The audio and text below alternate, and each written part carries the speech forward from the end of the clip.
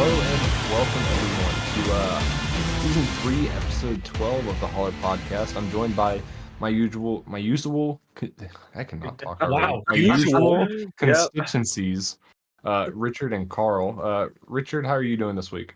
Hey, I'm doing good. Hasn't been a terrible week. It's been a short week, which has been nice. I will say I'm glad IRP is in the past, even though we have to talk about it tonight. But all things considering, it's not been a bad week. So, Well, good to hear that. I'm glad that you're able to join us this week. And Carl, you're part of that limitless DQ list as well from IRP this past week. How are you doing other than that?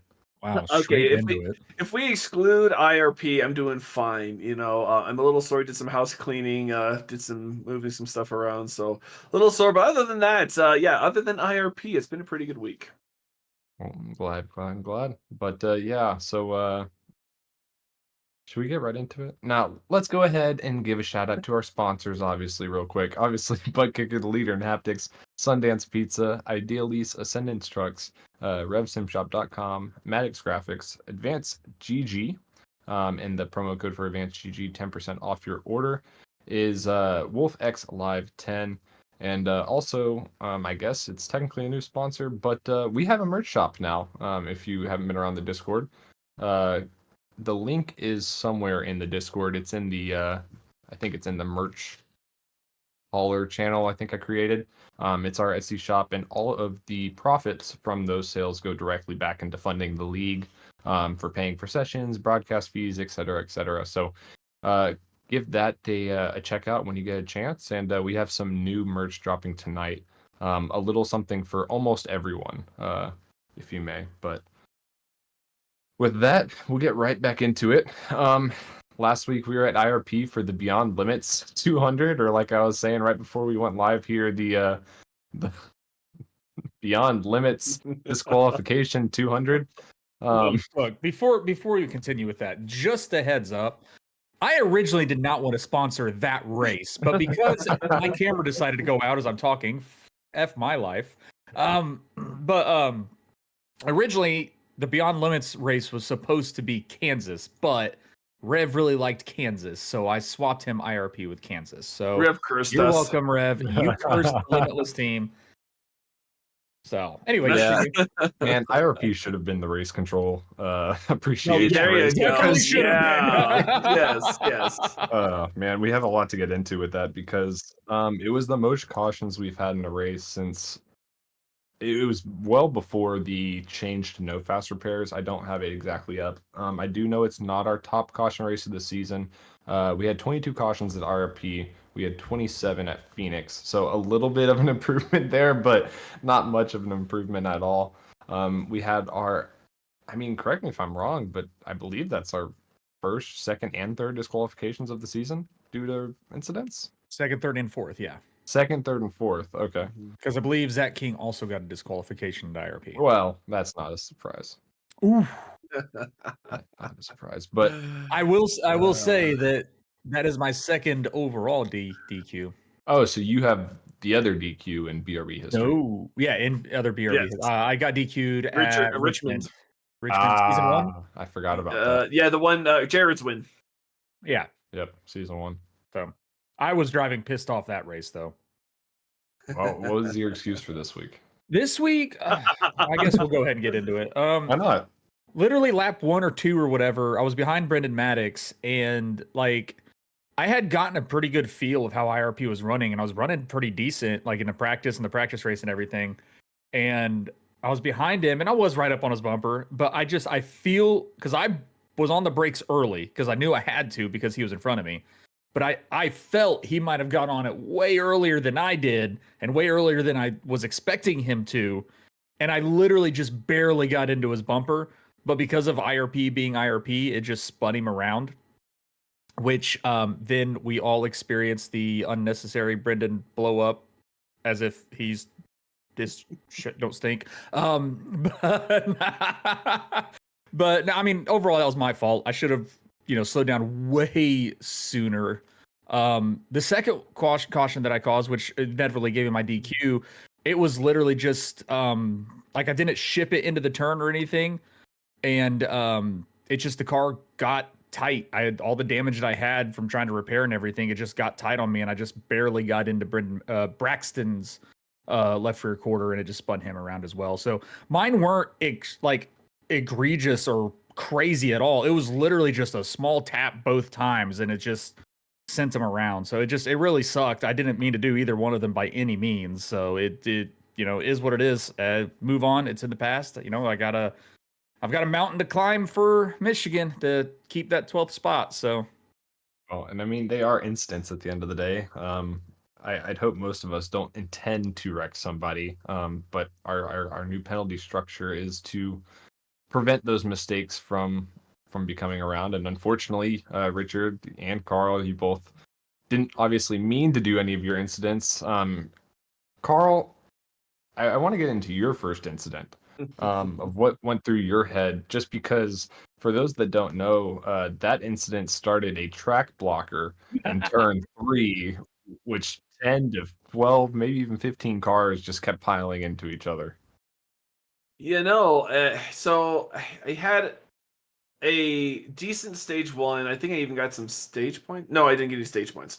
But I had a good stage 1. I was feeling pretty good. I stayed out. I actually led my first laps of the season the other night. Okay, stayed out because I knew we were under caution. I didn't feel any worse for wear on the tires. So I stayed out. A couple cautions later, of course, falling back, and then just some racing. I think it was for third or fourth. And this is the first incident. And it's funny that it involves Brendan too. But Brendan's taking it 3 wide. He has newer tires. But me and Brandvold are battling, and he's to the outside. I think we've been battling for 2 or 3 laps. Brendan comes in, and Brendan makes a 3 wide for about 2 laps. And then I feel like I don't know if there was a bump or maybe if I just got a little loose. I don't know. I turned a little left, and Brandon was there. Of course, calls that track blocker. I was trying to keep Zach out of the wall because I knew I was running Zach hard against the wall, and I didn't want to put him in the wall because that would hurt both of us. So I tried to get down, and I must have overcorrected and caused that incident. I find it funny that Brendan has caused 2 incidents with just me in 2 weeks, taking it 3 wide. I mean, insanity, the definition of people doing the same thing, expecting different results. I probably should have backed out of that situation, but again, Brendan was one sending it 3 wide, so there is some contention on my part about that incident. But the second incident was all me. I was friend of Scott Fritz out of turn 4, I think, and I don't know if I just tried to exit a little tighter than I did, but just got loose and collected, unfortunately, Scott. So that one was on me. It was a very eventful night for several cars, for sure. I wanted to go back to our cautions, just purely caution amount for the race that we had this week. I think we kind of all expected it, even with the fast repair gone, that we were going to have an uptick in cautions of what we recently had, just because we had been at intermediates, we had been at super speedways lately, and they're not necessarily known for having a bunch of cautions. But we go back to a short track, especially a short flat track. For whatever reason, I don't know if it's just this league or if it's other leagues as well, we just tend to struggle at them and having cautions. A lot of them were initiated by self spins or sending it into the corner too hard and just completely losing the car. And then it goes into breaking points is a big part of that too. But I think kind of expected that, and it was a battle of attrition throughout the whole night of just trying to stay out of little incidents and also not push the issue and accidentally bump someone, like unfortunately what happened with y'all. Well, and that's what I feel like the thing. I literally just wanted to survive. I knew I was going to fall back at the stage, and I don't get it. I don't understand some of the earnestness in stage 2 in the beginning of. I get, yes, I did get loose, and I understand that. But sometimes, Brendan, when you're in the worst spot in this bad situation on a flat track on the inside, I'm just saying there's going to be a large margin of error no matter which side you're on. And guess what? All 3 of us got taken out because of the incident. So there's 2 ways you can avoid incidents. You can just not be there in the situation, or make better decisions. Yes, I could have made a better decision and pulled out, but I was also defending my spot. and apparently I can't defend my spot. I can't take a spot because either way I'm getting wrecked or penalized. So that's how I feel about this. I understand your feelings, and we were just talking of before we started here of I think you're having my luck from last season. It seems like, and honestly, it's even worse at this point because it's gone on for what is it now? We've run 12 races, 12 12 weeks, and I races, mean I like, feel like it's each week it's been just the same thing over and well, over. and it's funny because I was we were talking last week how the only thing I haven't gotten is a penalty EOL or parked, and I got I had to drive through and park, so I kind of cursed myself with that too, I guess. I mean, it's only a matter of time, especially short track racing. Some famous guy, Denny Hamlin, said that's just short track racing. I think at some point.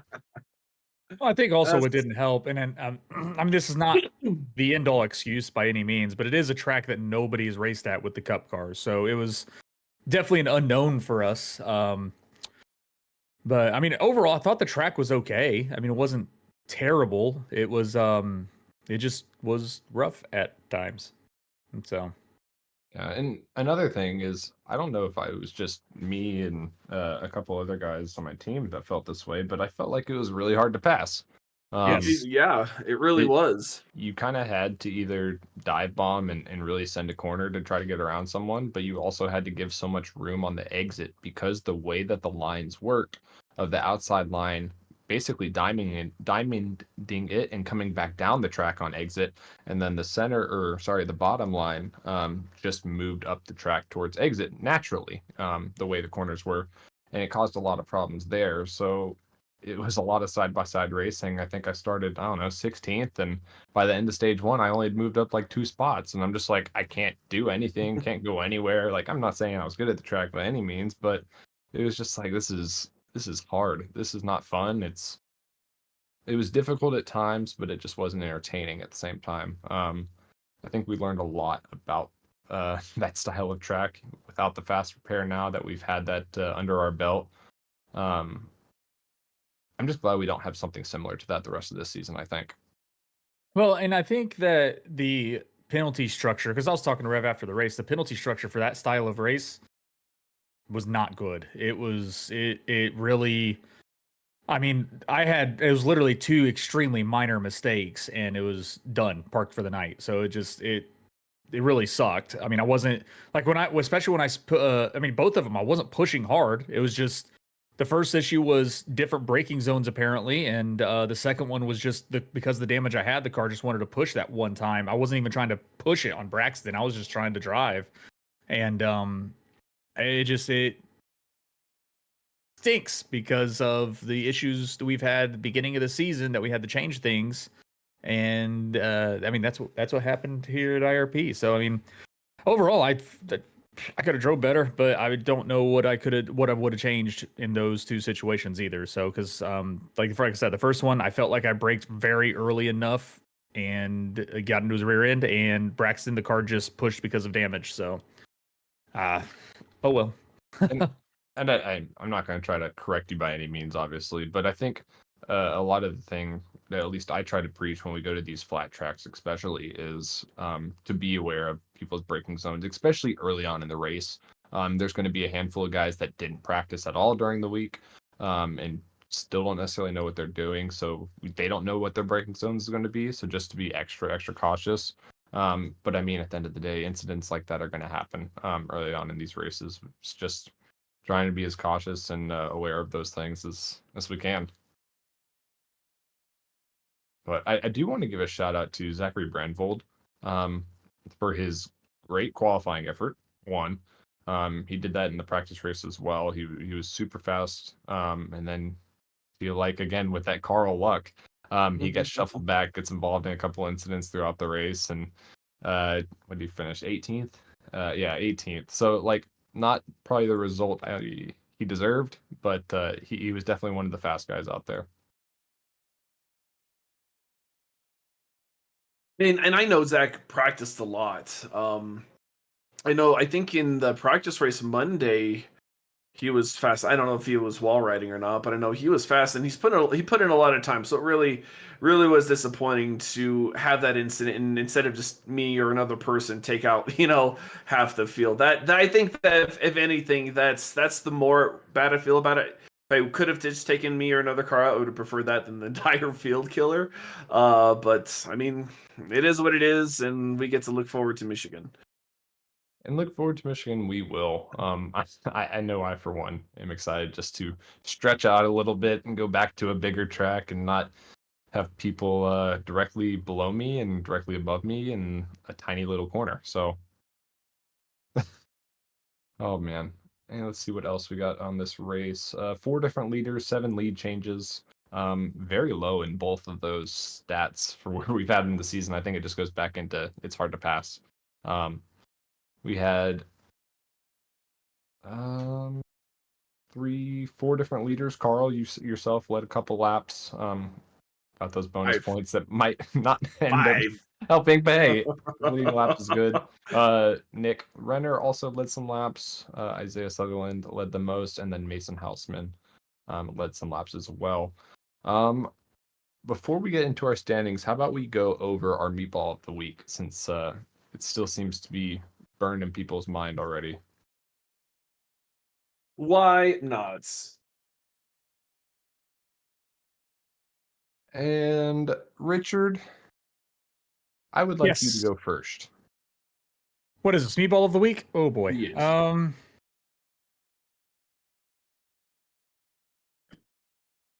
Need a new freaking keyboard. Shoot, I don't even freaking know. I'm not gonna cop out and pick myself because I know one of you are gonna pick it. Jared wants a sticker.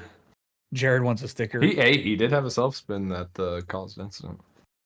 God, I hate to do it. That was Carl, a minor one though. Carl, because I know it's gonna happen to me. I'm gonna have to give you one also for the DQ. I know you never had one this season, but first one, period, yo. Yeah, I'm gonna have to get. I mean, you've been really good all season, and then just 2 minor mistakes, man. It just it sucks. It really sucks. Trust me, I feel it. I'm with you in that boat. Oh man, Carl, shit does roll downhill.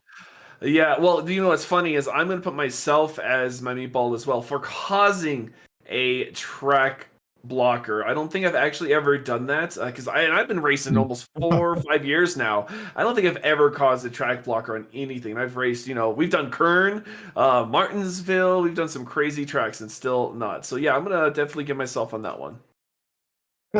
Your wife is very excited to get a sticker. Well, what she doesn't know is if I give it to myself, it doesn't count. And well, I guess gave it to you though. That's true. We'll see.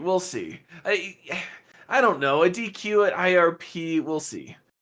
Sam, I'm sorry. I'm gonna disappoint you. I'm gonna have to let King get away with this one because I thought Carl was gonna go Richard, and then I could have easily gone King. But I can't let Richard get away with this, honestly, because he was the first disqualified. I think that alone gives you the meatball of the week. I'm not gonna go pick 2, get a cop out. So I just got to pick the guy you that could was. have went King back to back if you would have just picked King. I could have, but I didn't, and I'm gonna go based off of my principle of the first person disqualified deserves it. Honestly, I'm sorry. No, I trust me. I expected it. I was not thrilled with that situation. Again, the first one, I don't even know how that even happened because, like I said, I was on the brakes early. So yeah, well, it's just things we learn each week, But I like that. King gets an honorable meatball of the week. Actually, I have another honorable. Go for it. I'm gonna say Brendan Maddox for the unnecessary blow up. Good job, Hernandez Jr. Ooh, I don't know. If we're talking about blow-ups, we need to talk about Mason's blow-up on the practice race at the end. I think that's another one too. If we're talking about blow-ups. Oh, no, we're talking about the regular race though. Oh, well, that's fair. But I mean that's just an honorable. Like I said, the radio is not for. Yeah, I mean the radio is not for that. That is not what the radio is for. It's Rev's radio, especially after a wreck happens. So, but But anyways, yeah, I mean, I would gladly take my meatball of the week. I knew it was coming. I want to give everyone a meatball sticker. I'm sorry that everyone can't have a meatball sticker, but I was trying to tell Zach King earlier that you don't want to have these stickers. Like, they're honestly a sign of dishonor, I think is the best way to put it. They're stickers of shame you put on your rig, so all the people that come over know that you are not a good driver or not a safe driver. Oh. How about that? And Richard Uh, might have a couple to his book. Actually, I think Richard's leading this season in meatballs. Actually, with this, maybe he actually might, because you know he was tied with King after last week, if I Yeah. remember correctly. I'm gonna wear my my sticker on my hat right now. Oh, I'm sorry. Speaking of stickers, actually, where'd it go? BRB merch plug.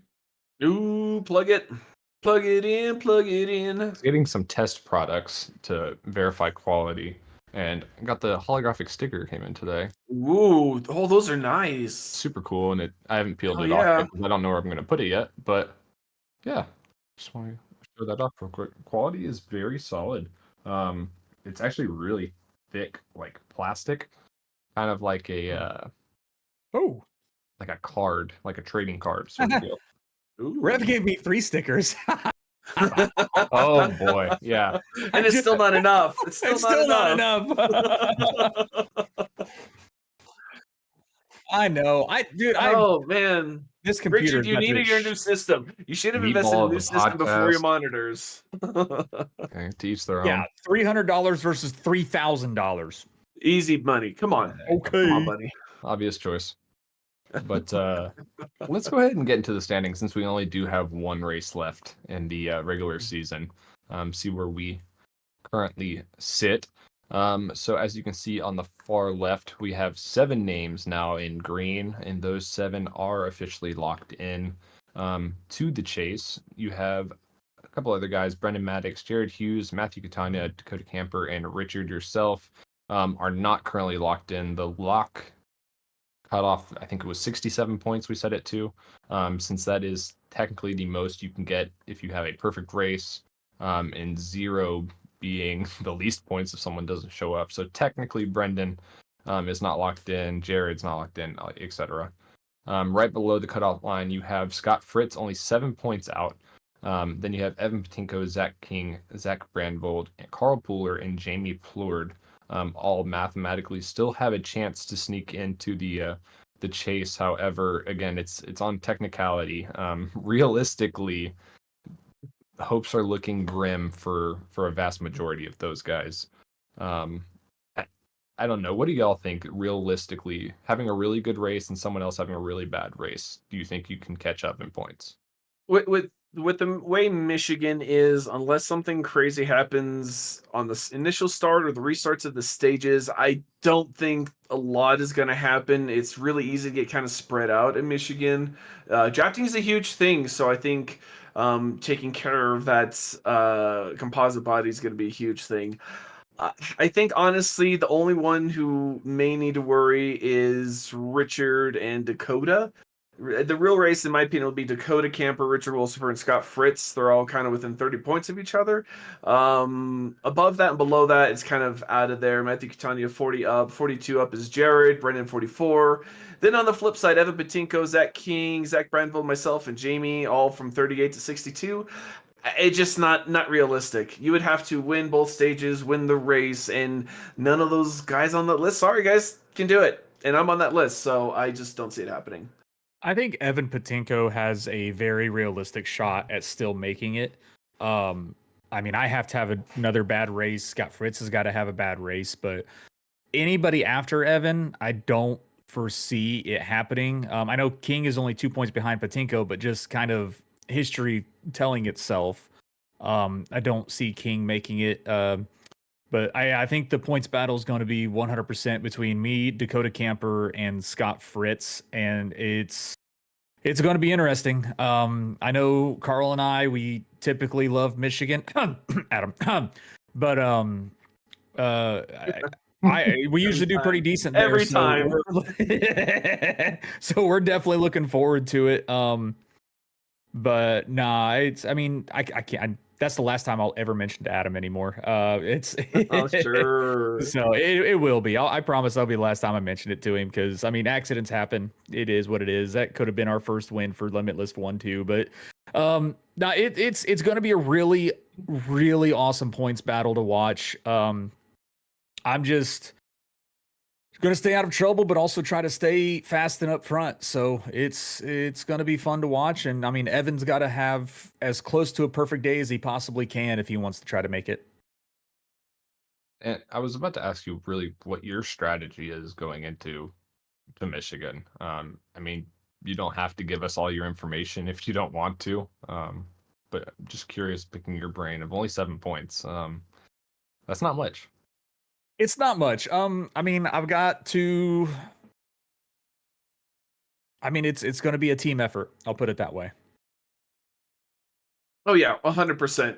And you know, honestly, yes, it sucks not being in the chase, but at the same time, it's kind of relieving. I don't have that pressure. These next 5 races, 6 races, I'm gonna try some new strategies. I'm gonna do some new things, and if I need to push my teammates, maybe a tandem draft at Michigan for a fuel save strategy, who knows what could work? I think I'll do it. So yeah, I think being out kind of frees up some of my possibilities as being a teammate in that team role.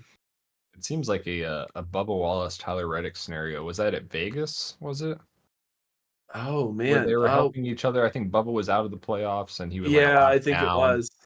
Yeah, So hey, I think it was. you You bring up a mean really good that point, was Carl. Martinsville? No, that's a different scenario. That was race manipulation. But no, Carl, you bring up a really good point of you are in a situation now where you kind of have that freedom to be completely off strategy. You can be completely left field and catch everyone sleeping. And maybe that's what you need for your win. I don't know. You know, I don't even know. I just want to finish these races, Steven. At this point, I just want to finish and Well, finish quit on the lead disqualifying lap. yourself. I know. I see. Small baby steps. Come on, baby steps. Baby steps. I'm sure you're very familiar with baby steps now. No? Okay. I missed on that one. I'm sorry. I'm getting distracted here. But no, it is She's about still the too baby young. steps, and that baby needs to get started soon. But she's only going to get started if we get some BRB, you know, baby onesies and stuff like that. Uh-oh. See? Well, be patient because just in a couple minutes you might get your wish. But if we can go over to page 3, as you can see, Sam Dyer right there was 107 off, and I wanted to get to this. Robert Moyer 109 back of the cut. So that was the other I guess battle we were seeing throughout the season. And Richard, what did you say that bet was? Oh yeah. If Robert beats Sam Dyer in points, Sam's got to shave his head. But Sam said no, so Well, Robert's only sitting 2 points behind right now. So that battle's gonna be heating up too. Man. But you know, it's fun we got that, and it's also kind of crazy how the spread is even among the teammates, especially if we go like back to the first page. You see all these people are out, and the Josh Anderson was in there saying, "Oh, he can make it. No problem. Yeah, okay." But 2 points, Robert. That's a couple of stage points. If you can get like 10th or something and keep Sam back there, you can get those 2 points. It's kind of crazy. I'll lay back for Watch- more. All right, well, y'all can't hear Robert right now, but all I'm gonna say is that you thought Robert was arc breaking before. Watch out now. He's going to go straight through the pack because he does not care. He has one pedal, and that's on the right, ladies and gentlemen. Watch yourselves. he also says that Sam sucks and he's a better driver. I can confirm that is in fact is what he said. Oh. Oh boy. Robert's yelling at us now. Yeah, not happy, but yeah, interesting point situation headed into Michigan, and Michigan is a real I don't want to say an equalizer of a track, but it kind of is in a way, and we'll get into that shortly, I guess, on our introduction of Michigan. But how do y'all feel about seeing some new merch? Love it. Haven't bought any myself, but I'm always Well, down for seeing this more might make merch. you want to, hopefully. You Is don't the have to goal. make me want to. I want to. I just Hey. haven't gotten and ordered it yet. Just trying to get as much as we can out in the store to fit everyone's needs. But I'm trying to think how many different items technically. So, full disclosure, we've got 8 different team merch, multiple designs for each team, and teams being 2 or more drivers, specifically with the exception of Full Send Racing. I've talked with them about a merch situation, and it's just not in the cards right now. So that will be coming potentially next season. But every other team with 2 or more cars is included in the merch drops. Yes, please. Dum, dum, dum, dum, dum, dum. Oh, there we go. Yay! So stay with me here. It's a couple pages long. I think Wow. specifically 21 pages long. What the heck? You've been busy. I have been busy all day, and y'all are about to see. No one has seen this yet, besides some logos. So stay with me. But yep, this is BRB Merch Hauler. You can find us on Etsy at etsy.com/shop/BRB Racing League. And we'll get right into it. And Carl, your wife is wanting to see baby onesies. Yes, I will And not hear the we end of it. have solutions now. Ooh, We have a oh BRB man, baby Oh my logo gosh. with a that full is line of amazing. BRB baby onesies. Jamie man, Plord just had a baby Yep. also, so Jamie he can grab him Plord. one. Oh man, Dustin Stallings. Dustin had his baby last year at the fall. He's gonna be able Oh. to capitalize. That's what the 3 BRB babies that we're aware of so far. At least, if not more, for sure. So yeah, that will be a whole new line of BRB baby merch with the Little Tykes car doing a burnout. A lot That of is fun glorious. My But- wife is on the phone right now adding it to the card. I can guarantee it. Oh, the Yep, there phones she are on the is. hooks, guys. Calm down. Yeah, Calm Watch out, down. Carl. She might be getting all the colors. So No, yeah. Well, besides white, we've had bad That's luck smart. with white. FYI, That's for all fair. you new dads, do not get white. Period. Makes a lot of sense. But so that's the only other merch right now, and then we'll get into the team merch here. I forgot what order and teams we have here, but first, Meatball Motorsports. Here you go. Of course. So we've got some basic team shirts.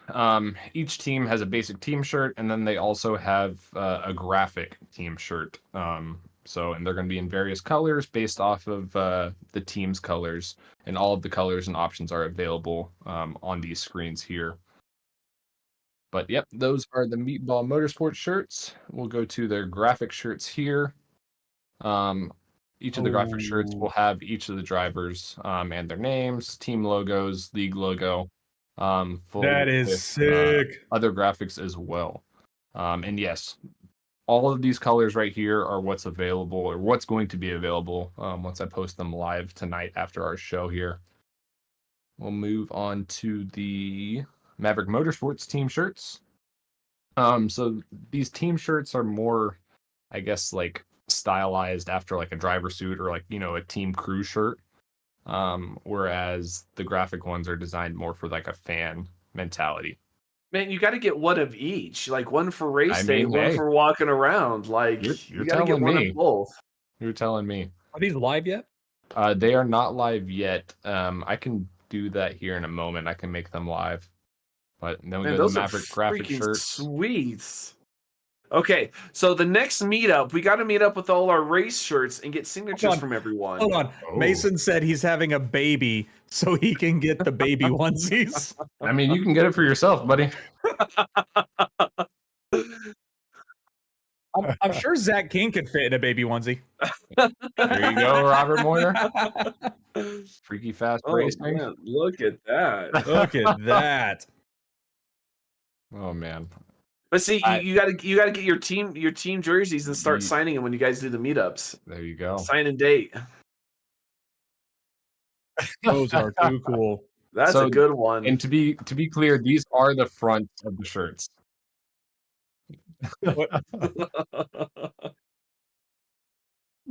Oh man, my Robert God. is losing it I in am our ear so right glad now. you guys don't hear Robert in the background. Oh man. We got the Racer for Christ shirts. So the whole RFC. goal was to have our manufacturers below the league logo on these team shirts. However, due to copyright restrictions, they are not.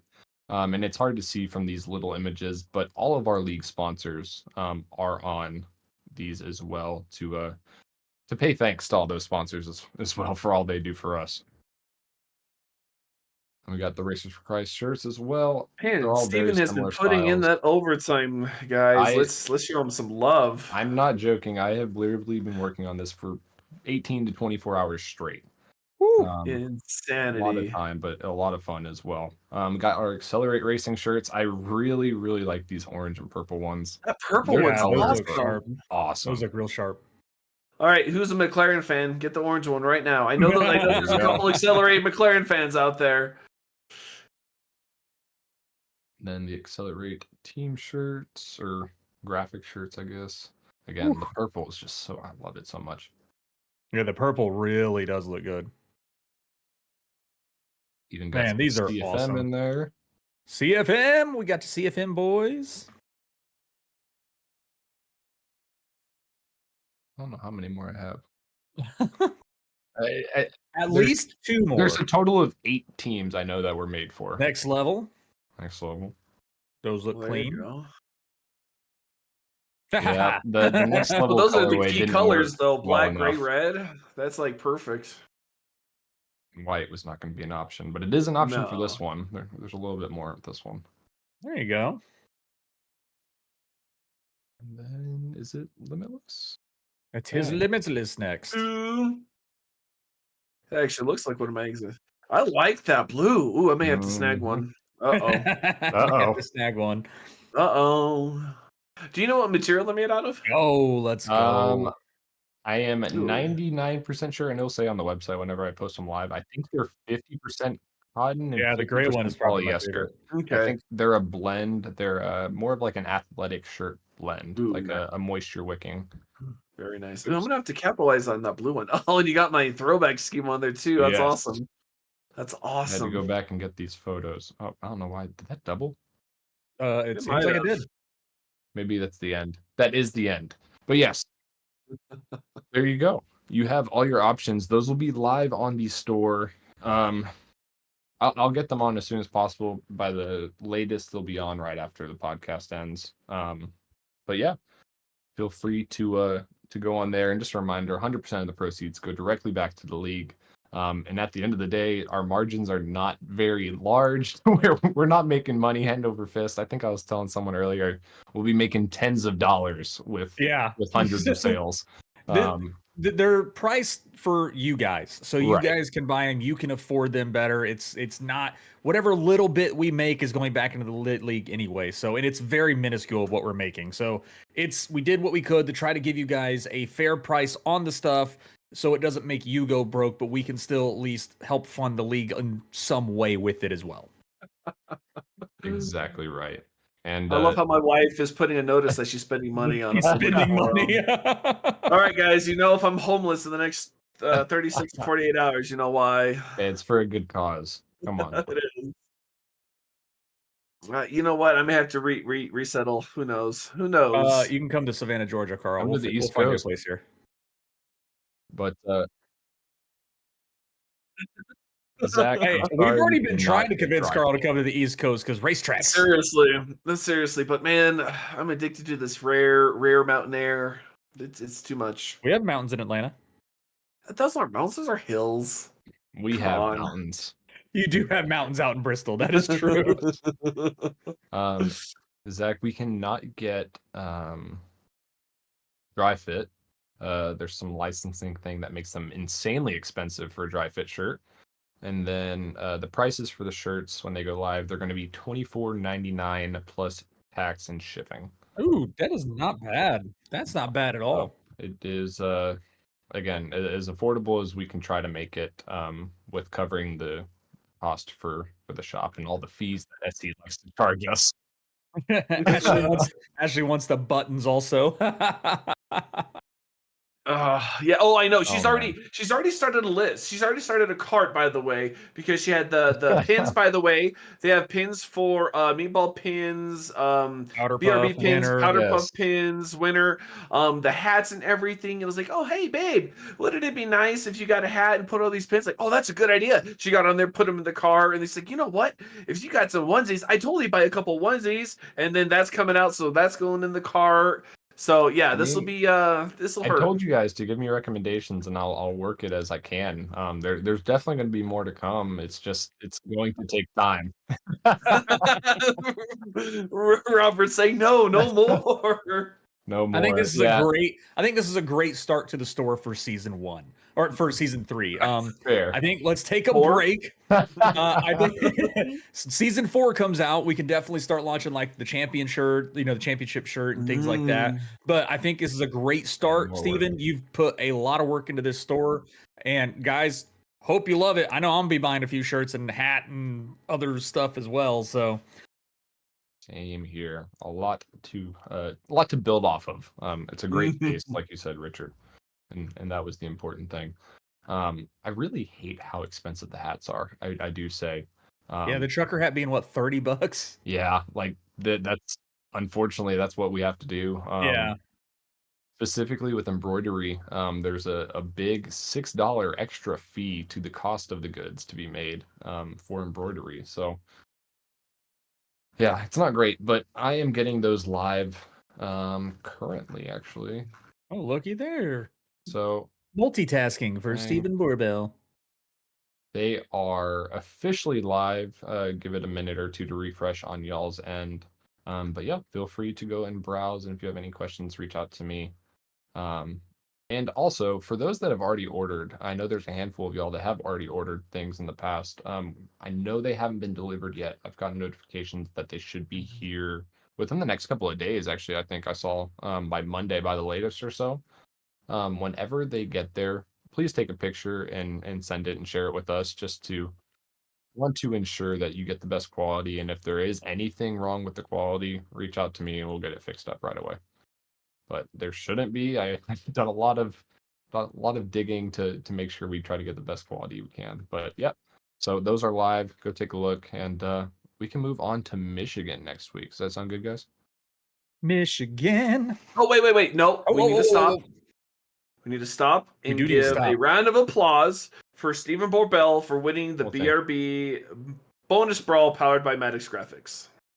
Thank you. Yes, thank you, Oh, Carl. I'm and clapping and my thank you. freaking camera Oh, broke. Richard. Well, thank you guys. Thank you both. Didn't expect it. Is all I'm gonna say. I'm happy to win something and get a little bit of money. Well, On you the worked side there hard as for well. it. Your average finishing position this season is 6.9, so you earned it. You've had been able to push through and be able to capitalize, and it proved all because the way the bonus brawl is, intermediate. We did it at Pocono and at a short track. You gotta excel and do well at all of them. Granted, you guys said you yourself weren't good at IRP, but No. you survived and you were able to snag that. So I did, and it got to a point where last night I didn't even remember that Pocono was a bonus brawl race. It just turned out to be a decently finishing race for myself. IRP, I was really nervous about. Even I think I had a 6-point lead over you, Carl, going in. yep. But I was like, I am really bad here. Anything can happen, and it could just be gone like that. And I think that was really my mentality of just like try to get through the race. If I'm sitting in the back, I'm fine. I don't need to push and pass anybody like that. But it worked out great. I got in a little incident with Cody Dorsey there towards the end and got 5 minutes of damage, and I thought my hopes were gone. But I was sitting there with Jared and we pitted in, and I told him like I can't fix this damage. I got to get back out there and try to salvage as many points for the bonus brawl as I could. But no, thank you to Max Graphics as well for hosting, I guess, really, or sponsoring the BRB bonus brawl. And as a whole, it was a lot of fun as a little side thing that we can do in the regular season, and looking forward to doing something similar next year as well. Yeah, I've got to say, Maddox Brothers, thank you so much for sponsoring that. It was a little project I put together last season. It ended up being a massive hit. Everyone loved it. I came back with it this season just to do it, and y'all came on board to help supply an extra some extra money for the pot to sponsor it, and severely appreciate doing that. I mean, the amount of love everyone showed for it this season, expected to be back in season 4. I cannot wait. But on to Michigan next week. A track I actually care for is the Duck Coat 250 at Michigan. I'm sorry, the what? The Duck Coat, the liquid thermoplastic rubber coating Duck Coat 250. All Okay. right then. I mean, if I'm not mistaken, and I think they have a brand of duct tape, but not duct tape. It's duct tape, duct tape. Duct tape. Duck brand duct tape. I'm pretty sure I have seen that that logo before, but Michigan. Richard, you talked about it earlier, talking bad about Adam for spinning a previous driver when y'all thought y'all were going to have a win. Honestly, I thought I could have had a win as well with Adam running there as well. Last time not last time we went to Michigan. It's been a One of the times minute. to win. It's been a minute for sure, but Yeah. one of those times we were at Michigan. What do y'all look forward to in Michigan, or what is your how do you attack Michigan as a pure track? Nothing to do with points right now. I mean, it's a high speed track. Drafting is extremely important. So just trying to keep that car clean is really your main goal. After that, it's just trying to figure out what's going to be your best line to keep those tires happy underneath you. Because when that car gets loose at Michigan, it wants to go. It wants to just slip and slide all over the place, kind of like Auto Club. So the biggest difference is I think Michigan's going to be a little bit cooler than any Auto Club race we race, just because of location. But we'll find out when we go into the race next week. But yeah, I mean, I think as long as we stay green, which I expect it to happen, just because we've had phenomenal races up until IRP since the fast repair disappeared. It's going to come down to who can make the right pit strategy call and who's going to spend less time on pit road in that final stage. So, I know for myself, I want to try to get stage points in both stage 1 and stage 2, not necessarily win the stages, but I want to be up there in the top 10 to get those extra points, because this week was not friendly to me for points and trying to stay that 42 or 41 points above. So I've got a lot of work to do next week. Luckily the wife is gone this weekend and I can put a lot of practice in. So that's what we're doing. Well, and Richard hit it on the head there. It's loose on the exit, but on the entry, you're going anywhere between 185 and 200 miles into the entry of the corner if you were in the draft or not. So you need to get that car turned. So the outside tires in general, the right front and the right, we're going to take a beating. The right front on entry, the right rear on exits. You're going to have to be careful with that. I know there's the draft is huge. You can use the draft to capitalize. Now, is it the same as Atlanta, Talladega, Daytona? Maybe not. But if you can maybe get 2 or 3 cars in a group of a team and try and kind of leapfrog each other and draft and use clean air during the corners, who knows what you can make happen as a team.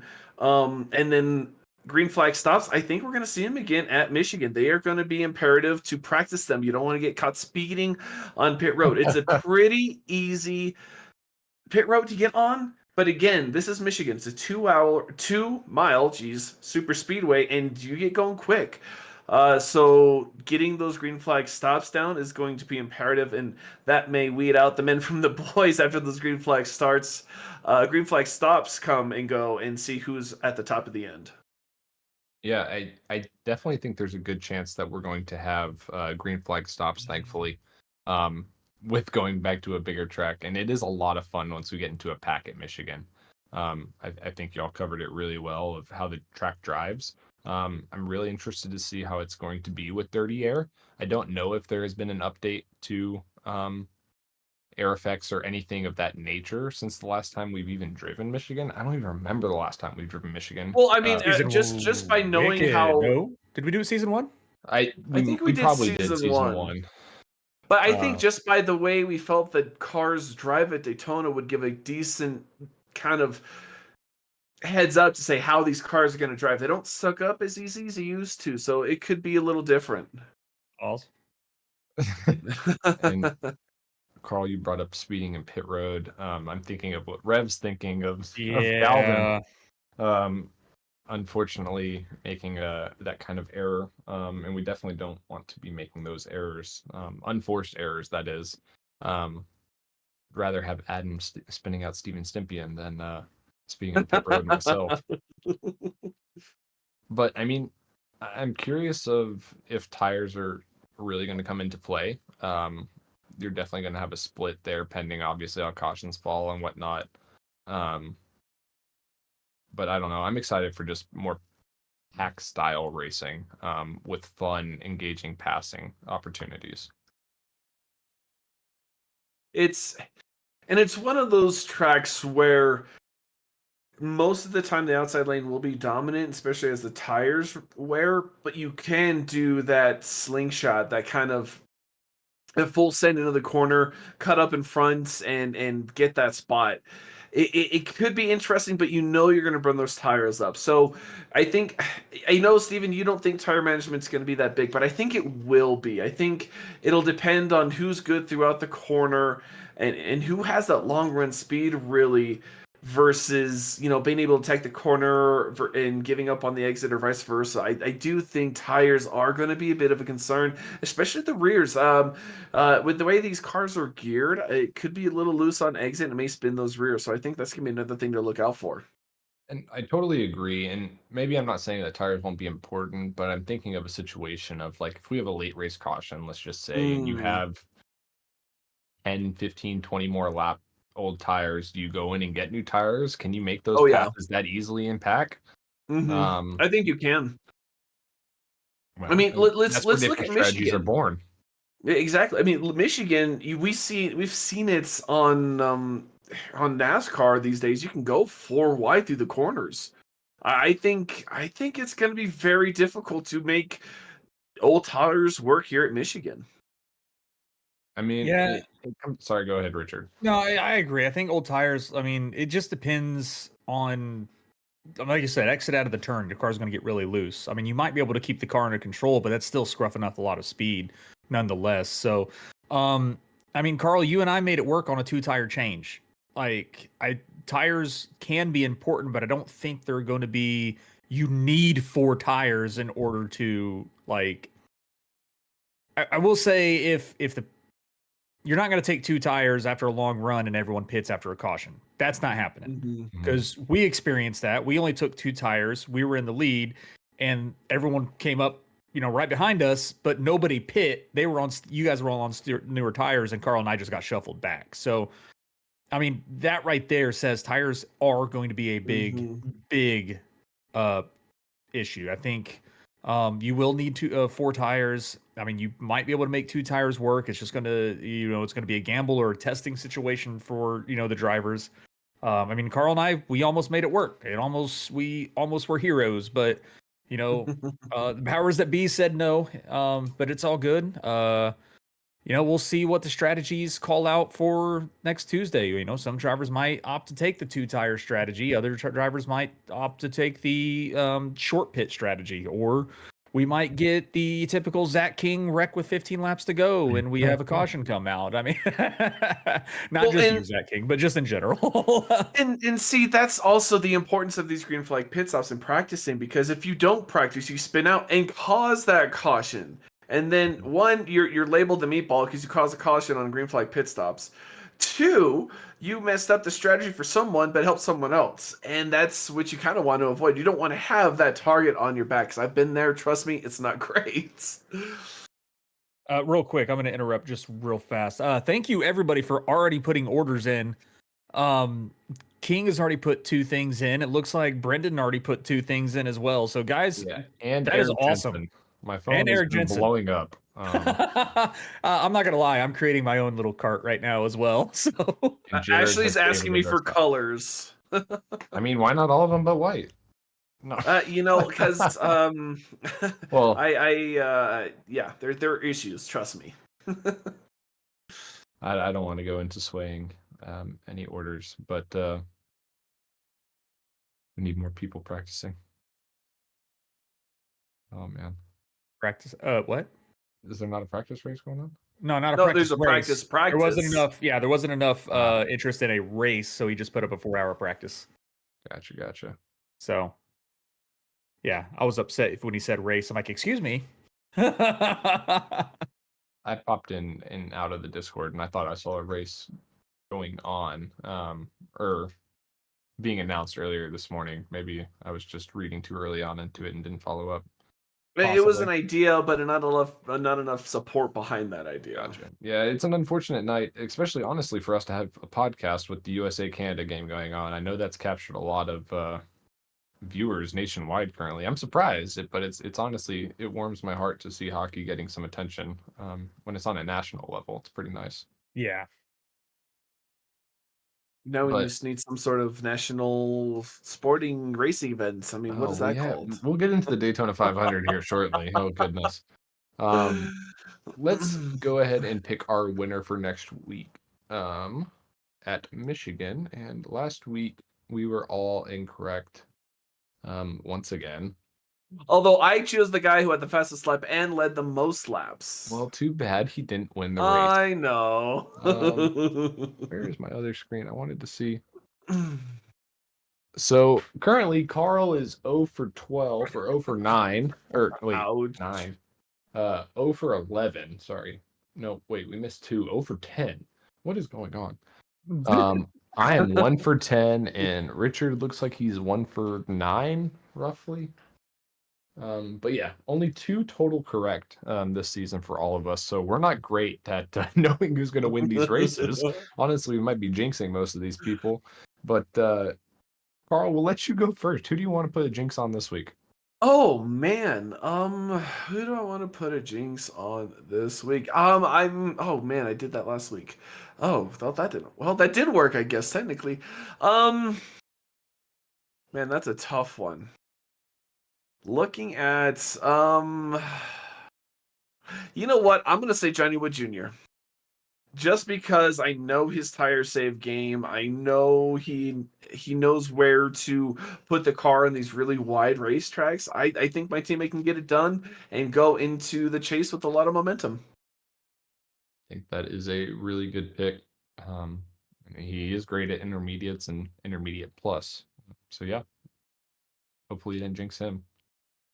Richard, who are you feeling this week? Oh man. It's a good question. And thank you for your order, Richard. You are welcome. Goodness gracious. Shut up. Man, you only just spent watch $2? Don't tell the wife. Nah, I gotta say, God, this is going to make me feel icky, but I'm gonna have to say Mason Hossman. Icky indeed. I know. It's a cop-out pick, but gotta have some kind of win this year, and I think Mason's maybe if gonna I can have a speeding penalty. Him of all people, I can Ooh. guarantee will have a speeding penalty. Let's see that. Or could Right. that be the correct pick for me to pick to curse him? Oh, there you go. And See, wanna the give thing a about shout out to Mason- Johnny Wood for your order as well. The thing about Mason is being a teammate with him. At this point, he's freaking out. He has 4 wins, the most wins. He wants another win. He wants a bigger cushion into the chase. He's gonna make mistakes. Trust me. Well, we It's want to gonna win happen. too. trust me. We want to win. Yeah, he might wreck his team in the playoffs. Exactly. That's never Oh, happened before. Never. I'm trying to Monstrous. pull up some recent history and notes. Going back to season 1 here. Just to confirm, we did race Michigan at season 1. And no one that is in the league currently won that race. Oh, who won that? Ronnie Norman. Oh, Oh, Stormy Roger. Ronnie Norman. Norman. Man, my recent 2 picks have showed a little biasy. No, not at all. Never. I would not. But I'm gonna go with Dustin Stallings. I think Dustin is tremendous at short tracks and tremendous at 2 mile tracks. Great everywhere else, but those two styles stand out to me even more. I always think of when we ran Auto Club, he was really quick. Michigan being basically just like Auto Club, but slightly different, but similar enough to where Dustin's going to get it done. I like that pick. You know, actually, it's funny. It was between Dustin and Johnny for me, so that is a good pick. And it seems like most of these weeks we're picking between three guys. Like it's hard Well, not to, you know? Andrew from the broadcast actually, I think, kind of hit it on the head. Is that's the big three? We have Yeah. Johnny Wood Jr., Dustin Stallings, and Mason Houseman. Oh, maybe not Dustin Stallings. Isaiah Sutherland. Sorry. Dustin is definitely in the top 5.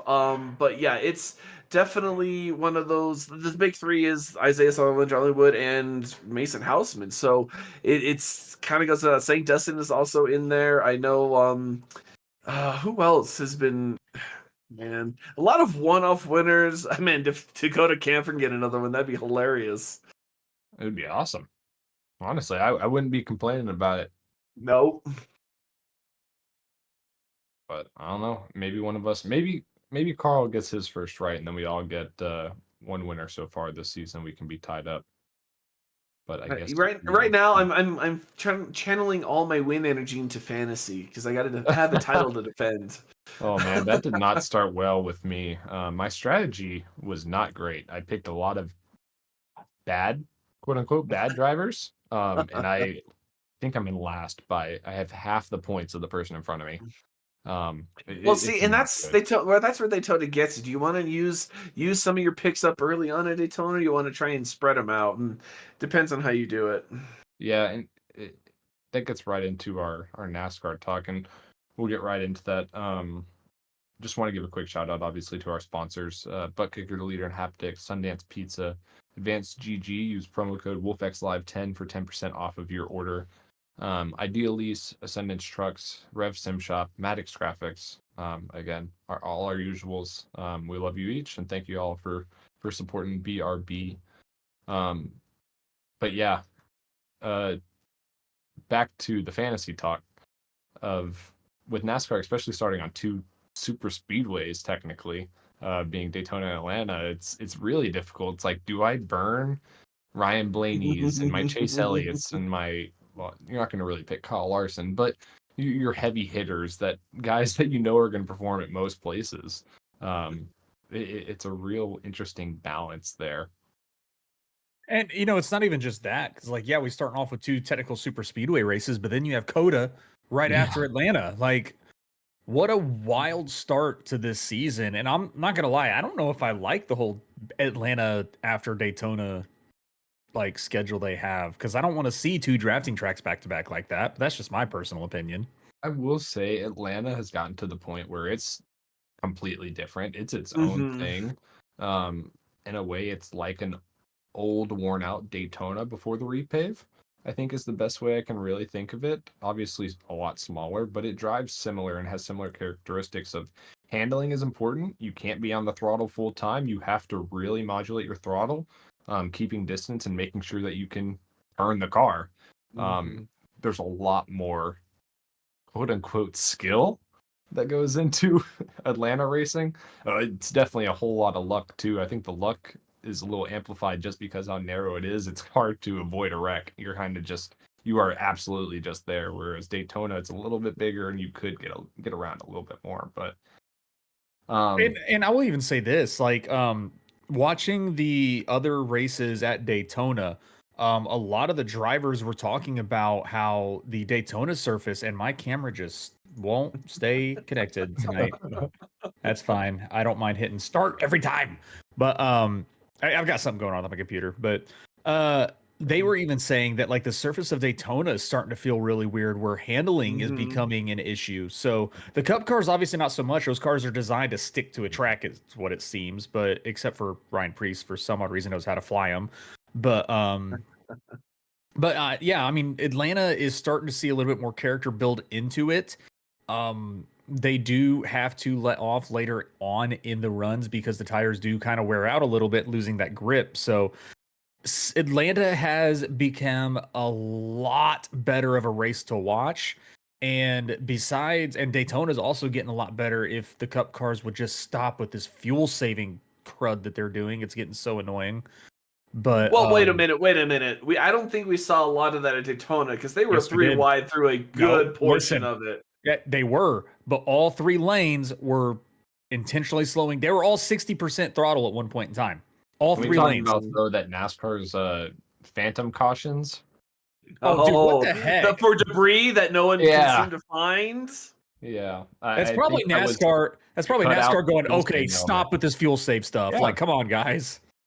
And I've heard a lot of negative feedback, I think, from like the Cup style racing at Daytona from a lot of people this past week. And I'm honestly sick of the complaining from general NASCAR fans on social media. Like, they have a decent race. They actually let the race go out to the end. They don't throw the caution, but we got to find something to complain about. Yeah.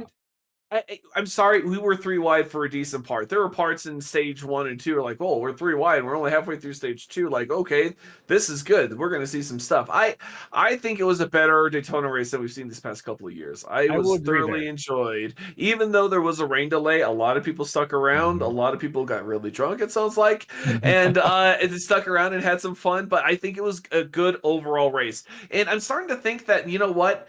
I know Daytona 500 is a tradition on Sunday, but what if we moved it to a Saturday night, put it under the lights, make a whole spectacle of the sparks and the whole huzzah and everything? Nah, because we already have the nighttime Daytona race. Well, change that to the daytime. It's not that important. Eh. Mm. That's an Eh. interesting thought. I like the idea because I think of Crown Jewels should be run at night. You have the Coca-Cola 600, you have the Southern 500. I mean, put the spectacle of the lights and let them run under the lights on a Saturday night. I mean, also, let's think about it this way. Hold on, time out. With the exception of Brickyard 400 is a that's the crown exception. jewel, and it is not run under the lights. Do they even have lights at Indy? No. Exactly. Which is really weird. I'm sorry. I would love to see IndyCar run under the lights at Oh, that would Indy. be awesome. That would be amazing. Like, why are there not lights? Okay, it's a big track. I get it. But come on, Penske. You have more money than you can burn in a lifetime. Let's put them up. Damn. Oh, we can get behind that. I don't know. I love night racing. If every race could be on a Saturday night, honestly, I would be okay with it. I grew up Saturday night racing at the dirt track. I love it. I mean, that'd be amazing. And you just proved the point why NASCAR should not do Saturday night racing, because that will kill your local dirt tracks, your local asphalt tracks. It will kill them. That's true. Although mine are already dead, so The that's day NASCAR doesn't hurt me at all. It's what benefits But, NASCAR. I mean, I will say I did enjoy the 3 wide racing pretty much the entire time, but I more passing, like it'd be nice to see a little bit more shuffling going on. And I mean, there was a lot. Trust me, there was a Got lot. an interesting fact for you. You keep going. Oh, interesting. But I'm not like, trust me, the race was actually really good. I really did enjoy it. But when you hear that they're doing 60% speed or throttle, it's just kind of like, okay. You don't hear about it at the race. You don't even really tell at the race. It's just when you hear it, that's when you're like, come on, guys, just go, go, go. Well, see, when they were showing, and of course, this is, Fox and NASCAR, they were showing 80% throttle. I didn't see anything as far as 60, at least in the leaders. Okay, I will say I never saw what they would show less than 80% of throttle on the leaders. Now, behind them, of course, you're going to let off, but that's just what they would show on TV. So your interesting stat, and it might not even really be a stat. It's kind of one of those things. It's like, okay. But this was the most ever Daytona green flag passes. And that's not at the line. That is just on the track. A car passing someone and just edging ahead of them is called a pass, according to the stat. There were a total of 16,389 passes during the Daytona 500. And most ever Daytona green flag passes for the lead at 331 passes for the lead. And the most lead changes in the next gen and the 4th most all time. That's at the line. Passes for the lead at the line with 56 lead changes. There you go. So there was passing. Yeah, there apparently was. It just doesn't seem like it because they're in a pack or whatnot. Exactly. So it's hard to see. But I mean, it was a very enjoyable race. I will say that the Xfinity race was a lot more entertaining. If you like watching RCR dominate, I mean, it felt like RCR in Daytona. yeah. Well, then why can't they irritating. apply that to their cup program? Yeah, well, you got to have drivers for that. They do have Kyle Busch, but it seems like they just don't care about him, or he just doesn't care. One of the two. Oh man, Well, it's one of those situations where we're spoiled as fans. They give us everything we want, and we ask for more. Again, being home, I mean, I would love to be at the race one day. I would love to get one of those pictures. But being home, what they did, I actually really enjoyed. Now, one thing that did bother me. Now, tell me how this makes sense. The week before the Daytona 500, Pitbull releases a statement that he's no longer funding Trackhouse. Okay, how big of an FU is it for him to be performing a concert at the Daytona 500? Can you tell me how that makes any sense? I really mean, interesting. that was wild. The Friday afternoon, he just came out and said, effective immediately, I'm no longer partnered with Trackhouse. Yeah. It was just kind of like, what? Like, So what? are you telling Why? me he took gotta NASCAR's be- check for that concert just He- put it in his own pocket? He 100% did that. That's I such guarantee you that's that's a what shitty happened. move. But Oh my god. hold on. Also, on the flip side, devil's advocate here, we don't know what's going on in the background that made him want to make that decision. So, and that stuff will never come out unless someone wants to spill the beans. So, I'm sorry. That whole thing, him being scheduled to have that concert at the Daytona, is scheduled far in advance before he pulled out of and announced pulling out of Trackhouse. This is all really fishy to me. I don't know. All I'm gonna say is there's been some downturn in performance from Trackhouse last season. I don't know if there's a deeper issue going on that maybe caused that. I think I heard something of the Well, I amount will of say overhauling Hendrick- of the team that they made, though. I will say that completely Hendrick clearing house. Motorsports wanted Chastain to not be as aggressive as he was. And once they made that statement, Chastain's performance went down. Was that last year? I felt like that was That was 2 not years last year. ago. That was the year. That was the end of the year before last year. Oh, so are But- you insinuating that Hendrick is controlling and basically telling Chevy to not help Trackhouse? Well, You're not saying it, but I'm not. I mean, that's not what I'm saying. But like, after Chastain basically wrecked Kyle Larson at Darlington because we saw that, or no, we did not see that. I was there last year when it happened, or the year before when it happened. But after that wreck, Rick Hendrick straight up had a press conference and he said, "We're gonna have a chat with them, and Chastain needs to stop racing the way he's racing." And the thing was, when Chastain was racing like that, he was up front a lot. And after that press conference, and I guess the discussion between Trackhouse and Hendrick, you didn't see it. It wasn't there. I mean, Suarez won a race last year. Did Chastain win at all last year? I don't think he won. yes, He did win one? I'm trying to remember where. Kansas, I I don't remember thought. So, I Was it mean, Kansas? Right. I will say though, SVG did. I mean, granted, it was Daytona. He was still pretty impressive with how he was racing. He was shifting lanes deliberately and doing extremely well. So I'm excited to see what he can do on the ovals later. But for performance, I mean, he's going to be good in road courses. That's SVG's profession or his skill. So I don't know. I don't know if it's a performance drop. There has to be something more in the background, and it could be something with the charter systems. Who knows? Maybe Pitbull was expecting more kickback by funding it, and it didn't get it. So who knows? And this is what the third year of the next gen, right? Is this the third year? Fourth. Third or believe. fourth? Now, when the next gen was announced, we saw just a plethora of an explosion of new teams coming out. They're starting, hey, we're going to do new cars. We're going to do this. We're going to do new drivers. We're going to do a whole bunch of this, that, and the other. Because it was the perfect time. Everyone had a blank slate. It was a new car. And now that we're a few years into this, of course, the big teams that have the staff, the money, and everything else are starting to work things out. And now the smaller teams are falling by the wayside. This is what's so frustrating about the world of NASCAR and the financial side of things is, yes, Pitbull and Trackhouse got together, started early. They put a bunch of money into it. Yes, you're going to have that success. But guess what? You need to keep pumping money into it. Unfortunately, this is a pay to win sport. The more money you put into it, the more you get out of it. And sometimes you put too much into it, like the 19 to Chase Briscoe, and you get penalized for that. I think we'll Oh get into man. that one a little bit Yeah. later. But it's that financial backing, that thinking, the mentality that, oh, you're not performing well, I need to pull out. Well, no, we're not performing well because we need money to perform well. And you can't just pull out of this and do all this and expect us to say, oh, no big deal, we'll get along fine. No, we need money. Everyone needs the money to do the things. And that's where right now I love Michael Jordan. 23XI's been around since the next gen. They have had their ups and have their downs. But Michael Jordan is there at the pit box. He is, still pushing, motivating these guys. Pitbull has only been there for the money, and he didn't see it on paper. He didn't see the payback or whatever he wanted, and he's pulling out, which is a bad time. Because if you can put that money into there, track cars could become one of those top 5 teams, in my opinion. Well, I mean, is it a bad time? I've always heard of if you want to make money, don't get into racing. Because you don't race to make money. You race because you love it, and I think that's why Michael Jordan is here. I think he truly just loves the sport as a whole.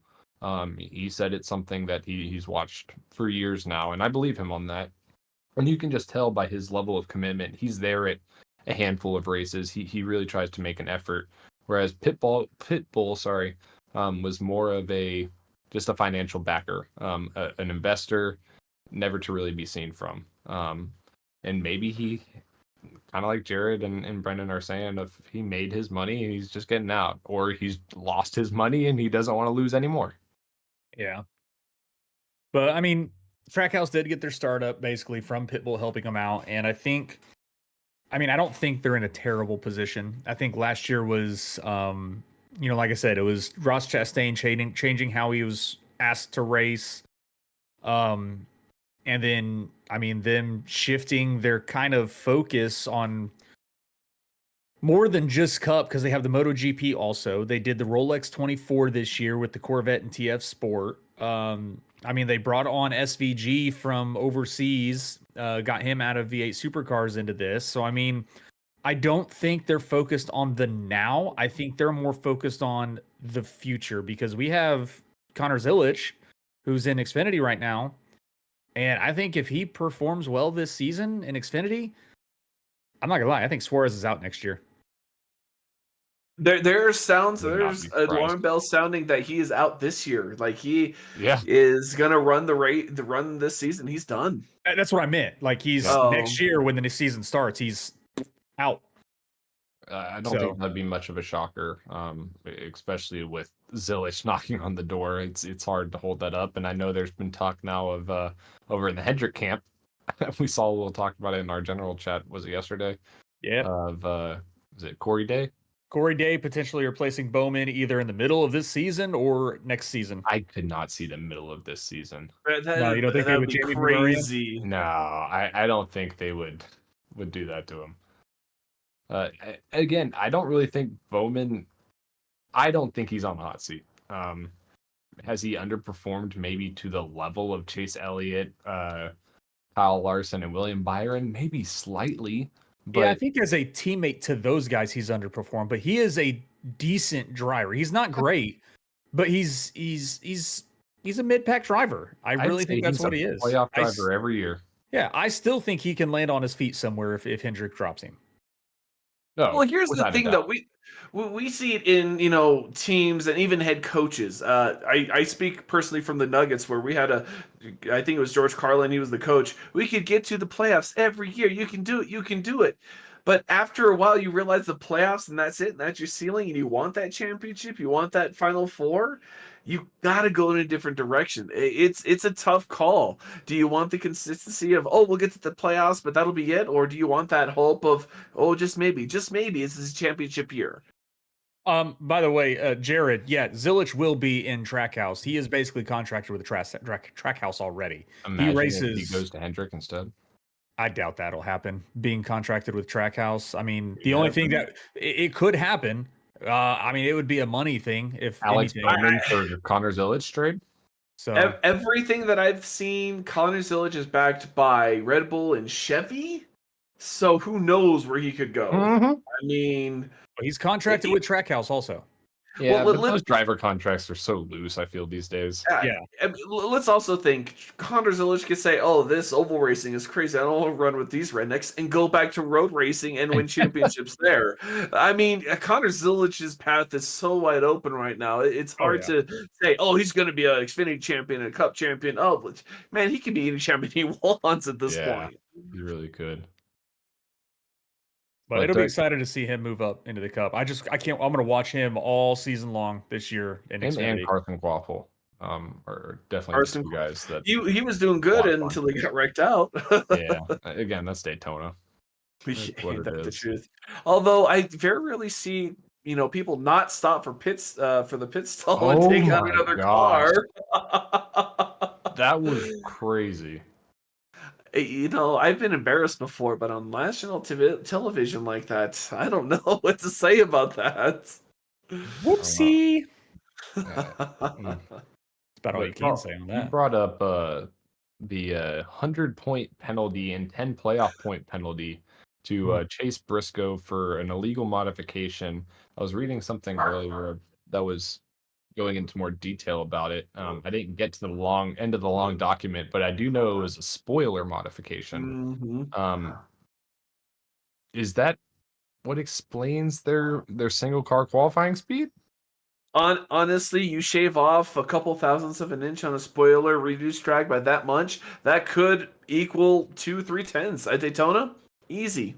Yeah, that was a wild gap from pole to second, and it's not surprising that they did some kind of modification to that spoiler because like Carl said, the less air drag you have, this quicker that car is going to go. So, he's starting off the season negative 67 points. How When crazy have you is that to ever start the heard season? a driver have negative points in the championship? I think it happened recently. Yeah, this week. No. Well, I think I know what you're talking about. It was like race 2 at Atlanta a couple years ago, and it was It was someone. I can't remember who. Wasn't it Bowman or something? It was either a Hendrick Bowman, car. Bragson, or was it man, Kevin Harvick at Phoenix week 3, the first year of the next gen car, and he got dinged with that rear window. Was it? I don't remember, but I know it's happened recently, and I found that very odd. But yeah, that's a huge hole to find your way out of from the start. But then again, in this points format that we have, it's just all you need is a win. And at the end of the day, he's in JGR equipment, so it's not. Well, and I don't like the whole win and you're in. I like it, but they need to have a point minimum, like a points position minimum. Yeah, I agree. But also you could be in, but in this situation of Chase Briscoe's a new team, a new manufacturer, new crew chief, everything. Now James Small's suspended for 4 weeks. So you're trying to get that chemistry with your crew chief. Oh, and by the way, I'll see you in a month. How does that make Chase Briscoe feel when this is out of his hands? They gave him the car and he did what he needed to do with the car. But now the team didn't back him up and give him the car that was legal. Now he starts in this hole. How do you, in Chase Briscoe's mind, saying, how do I start a season off like this with a new team and a whole new staff? This doesn't make sense. I don't think he's too worried. At the end of the day, I think he has top tier, not an elite tier, but top tier skill. And now actually having that pairing of a top tier car, it's going to take him he's going to need those 4 or 5 weeks, whatever it is, to get even comfortable, I think, in this season. Yeah, it's going to be a little bit more difficult not having your crew chief that you're going to have the rest of the season. But I think he was going to have that growing pain regardless. Well, I've been, a fan of the 19 team for a while. In the moment I saw James Small in there and saw his pedigree and saw what he was doing. I don't like James Small. I don't think that's a good fit for that team. I don't think James Small meshes very well with. It just doesn't make sense. If I remember right, he's from Australia and he just does things weird. I remember 2 or 3 races just last season where strategy is like, why would you do that? Why would you make that move? And oh, we're in the lead and you make the move, and now we're in 12th, and oh, we finished 9th. Cool, awesome. I don't like him, and I don't know why he still has the seat, personally. I don't know. I'm surprised he never tried to cheat like that with Martin, Well, I mean, or just didn't okay, get caught. I love Martin to death, but it was the end of his career. Who say he didn't try, and of course, either get in a wreck or something else happened. That's a good point. So, Martin Truex Jr., if you ever watch this by some miracle, I love you to death, but If you ever man, watch this, Where he's at, he probably doesn't even have internet. no, He's probably in the not. If middle of he's the lake smart, he somewhere. doesn't have internet. Exactly. He's loving his life right now. Oh yeah. yeah, you don't got to worry about being a fan favorite anymore. He's like, nah, I'm just gonna race whenever they allow me to, and then Yep. just enjoy my my good old country life out in the mountains and woods and fishing on a lake, man. Like that's a great life right there. In that Probably. 56 car, though, that was funny though. How everything came to be, and Justin Allgaier, GRM, getting in the Daytona 500 Oh, and yeah. finishing in the top 10. That's story. huge news too. Not just that, but Junior is now looking at potentially getting funding support to get a charter if it comes to it. So I said it when he was going to field that car that it's going to be a matter of time before JRM is in the Cup Series, and it's going to be probably sooner than what I think. He loved it. He missed being at that level, and to be at Daytona 500 with a car in the field and to see just the excitement and fun that him and Allgaier both had together. Like I said, those two are like brothers, man. Like the way they interact with each other, it's like they're brothers that just never got raised together. And I think that will be a big turning point for NASCAR in a huge upward swing if JRM gets into the Cup Series. Well, That's and sorry, Steven. No, you're fine. Seeing the excitement. Okay, they're in the heats qualifying for the 500. You could have thought they just won the 500. Okay, and I know the love that they have for the Xfinity Series and JRM and Allgaier and all that stuff. I think they are more excited for just starting the 500 than Allgaier's win championship last year. 100%. I honestly think he was more excited for that It pays than more. that. Well, that's true, but that championship. So it's crazy how passionate he still is for the top tier of sports, and him getting in it and having that success. He got that itch. I don't think he's done. He's gonna find that money because guess what? His last name is Earnhardt. Well, also that Chris Stapleton wants to continue doing it. Chris Stapleton said really? he had he said he had a blast. He would love to do it some more. Because apparently he didn't leave the pit box all race. He was up there with Junior the entire race. And apparently Chris Stapleton loved every minute of it. Well, that's exciting to hear for sure. And then you can get into the whole rumor mill of the charter of where is that charter even going to come from? Is the charter season going to be charter's around going next to even be season? there next season after this lawsuit? That's a valid point. I would be shocked if the charters go away completely because of this as retaliation or retaliatory measures. Well, there's been a lot of talks that okay, there's a lot of sources, a lot of news, a lot of chatter everywhere else, but a lot of things are saying NASCAR actually may go public and trade in stocks and open up the charter system and kind of get rid of it to offset those costs. Well, they are going public. They want to sell at least 50%. Oh, it's 100. So they are 100% doing it. Well, Yeah. Oh, I'm pretty sure I saw that. They said they yet. are. They said they want to sell 50% of it. so I mean, if that could work and offset the cost of charters, then why have charters? I mean, besides obvious greed, but come on, maybe for a slim bit of hope, we can get through this. I mean, I hate to be the fan, I guess, of charters, but I think they are a necessity in today's state of sports. It gives a team some actual tangible assets to hold on to and to sell if they want to get out of it. Kind of like a franchise in any other sport. And I know NASCAR is completely different than every other type of major American sport, but to get new people in, you have to have a reason financially to get in, as opposed to just dumping millions of dollars on a race shop on cars and then say we go under in 2 years. Well, we have nothing to get back. We have nothing to sell other than parts and tools, and we get pennies on the dollar for it. I It's mean, isn't that the American dream, though? I mean, think about all these other it is. teams before the charter system that started up, maybe had a little bit of success, and then went to the wayside. Look at Hendrick Motorsports. They won a Martinsville race, and that essentially sealed history in NASCAR, the foundation in NASCAR, by winning that race. So every team is there for the risks and rewards. I don't know. It makes sense. I understand that there is something of value there. But in my opinion, the only thing of value is for the top people who run the team or anything else. For the people who just work there, they don't matter. They don't care about the chart. They just want to put a car out there that can perform. They're not going to get any of that separation pay or any of that profit. It's all going to go to the owners.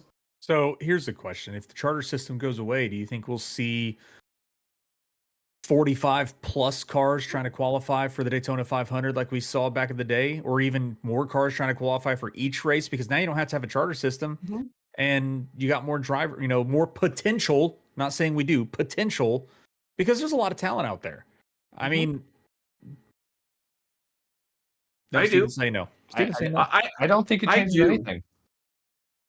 Well, think about it this way. Okay, you can't, even if you can scrounge up just enough to get a car on the track and a driver and a crew and everything out there. You get on the track. Guess what? You're on national television. Doesn't matter who your sponsor is, doesn't matter who your driver is or anything else. Without the charter system, doesn't matter. You got a car that could start at Daytona. Right then and there, you're automatically putting eyes on you. Does it work? It could. It's Daytona. Who knows? I want the chance. I want the opportunity. I want to give these guys a chance. If I had the opportunity to go back and say Furniture Row was just starting up and I found out, okay, we are going to send you out to Daytona for one race. That's one race will determine if you have a job next week or not. Guess what? I want to take that chance. I want that opportunity. I want it in my hands, not NASCAR's. I think it just goes back to where the sport is right now, financially.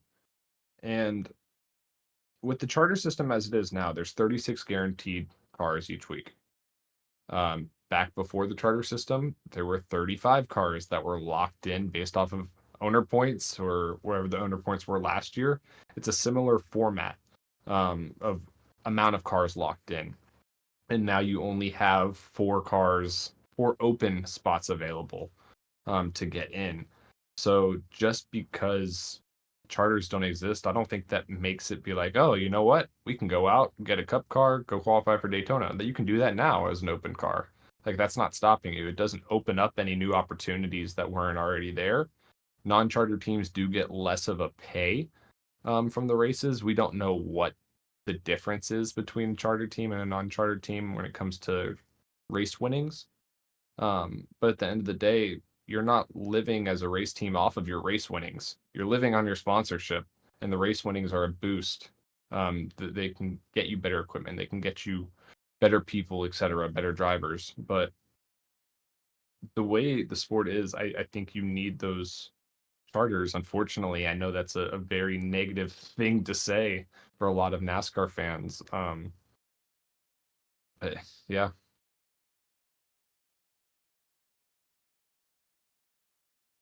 Like I said, the overall the over under on mine is I want the opportunity. If I could see some local garage put together a car at, say, Atlanta or Talladega or even Martinsville, because Martinsville, you don't need a lot of engine power, just need some sheet metal. And I mean, they can do that right what now. if you could do that? They could do that right now. Well, not without the charter system, though. Yeah, because you only have 36. There's but 4 with the open spots for each race. But with the charter system, though, like you just said, those charter teams don't get as much money as the full-time teams if they win. Right, and we don't know how much. That could be a huge boost to that team that won, but they basically get a little like, sorry, you're not a charter team. You didn't pay into this. You can't get the money. Well, and then how ironic is it that, if I'm a charter team, I get paid more, but you're just getting a portion of what you already paid back. You're not even getting the whole thing back. See, it doesn't make sense to me. It doesn't. It just doesn't. It doesn't make sense to me. It But really it's- doesn't. I It's a get NASCAR tangible still asset. has to. I get NASCAR still has to operate. They still have to pay their people. They still have to, help maintain these tracks and everything like that. Like NASCAR still needs an income as well. So They're a that, business. yep, they're a business too. I mean that helps. I mean, I see the benefit both ways. It's just who benefits with which way is what the difference is. And I think NASCAR benefits more overall. I think NASCAR benefits more with the charter system. I think I don't think the drivers necessarily hate the charter system. I think it's more of they don't get more of a benefit for how much, not the drivers, the teams. They don't get a better benefit for paying that much money to race in these races. Well, I think the teams, on the contrary, I think they like it, the charter system. Well, the teams that are currently teams, it makes it a bigger barrier to enter for new teams. I mean, you see that with JRM. He's not paying $40+ million, and I don't blame him. He doesn't see the value there. But the value of a charter, it's an open market. It's the value of what someone's willing to pay you for it. That does Yeah. just because people are paying 40 million doesn't mean they're going to be 40 million. Maybe NASCAR goes down and they're only worth 20 million now. Like, it's an investment and it's an asset for those teams to hold on to. And just because they're there doesn't mean. I mean, we saw Carl Long's racing team with the 66 at Daytona. They put a car together and they said, "Let's go race it." Unfortunately, they got wrecked, and I just saw today that car is actually junked, officially Mhm. written off. That's a couple $100,000 down the drain, and for those teams, that is a killer, an absolute killer. But it doesn't prevent open cars in any means, and especially with the new charter agreement coming and driver payouts and race payouts being a lot more percentage wise than they were in the past 7 to 10 years. I think that allows more open teams to compete. um we're never going to get to a point, in my opinion, where every race is going to be, you have to qualify as an open car to get in, like kind of how Daytona was this year. It was nice to see that. And that's how NASCAR used to be 10, 15, 20 years ago. Every race, you had a couple guys that were missing it because they weren't in the top 35 in owners points. But that's kind of what I see as the charter. It's your, what's the word? It's your provisional into the race. You own that provisional. You own that guaranteed starting spot. So you're going to have someone pay you for that starting spot, essentially, if you want to get rid of it. I think Rev just said it better, honestly. NASCAR wanted more money and forced the teams to pay that because the sponsors wouldn't, because they don't have a title sponsor anymore. So that sponsorship money's gone. They had to get that money from somewhere. So, hey, you guys want to race for us and you want a guaranteed spot? This is what we're going to charge you. So, but again, they're still a business. They still need to make money somehow. And if these drivers and teams still want their name out there, still want their sponsors to give them money to put their name on their car, they're going to have to pay it. That's just how it is. I mean, we're never going to be to a point in NASCAR now where everybody's going to agree on something. Everyone's going to have something to complain about. People are going to like things. People are not going to like things. At the end of the day, I'm still here to watch cars go in circles and race and wreck.